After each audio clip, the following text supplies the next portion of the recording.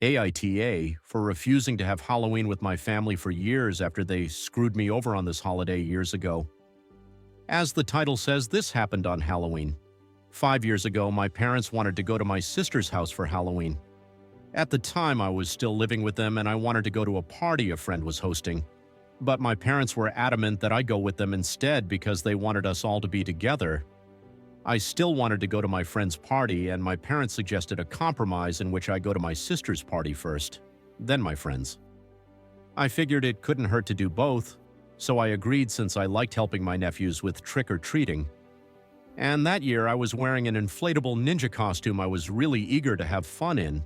Well, I was ready and waiting in the costume for hours. And by the time we finally took the kids out, most houses stopped giving candy and there was hardly anybody walking around. And we only went around the block, that's it. Then when I wanted to go to my friend's house, my parents guilted me into staying because they needed me as a designated driver. I would have driven them home first and then gone to my friend's party, but my parents just kept drinking and refused to leave.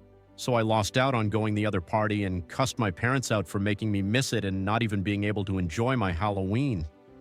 They just said that it was too late, and what could they do about it? They didn't even attempt to make it up to me. I refused to speak with them later, so they confronted me and I said I didn't even want to look at them because they broke their promise. Then I said that unless they could somehow pull a new Halloween party with all my friends out of their asses, then they had completely screwed me over. Then I left before they could say anything else to me. My friends were nearly as upset as I was, but my sister told me off and said I was callous because she had wanted me there. Ever since that year, I only spent Halloween with friends.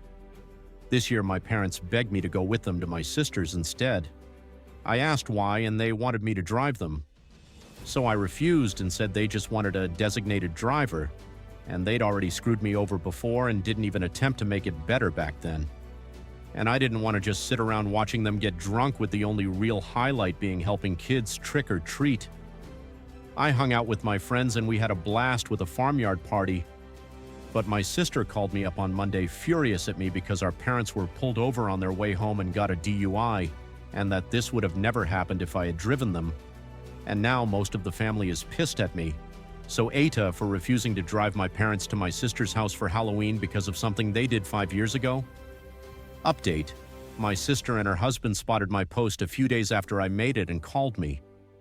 My sister said she's ashamed of herself and now sees my point of view. At first she was furious I made the post, but her husband chewed her out for not ever sticking up for me because he really had no idea my parents treated me this badly. And after they both read the comments, she realized how toxic this whole dynamic was. At first she blamed it on the stress of being a mother, but quickly took that back and said she really has no excuse for never considering me in these situations.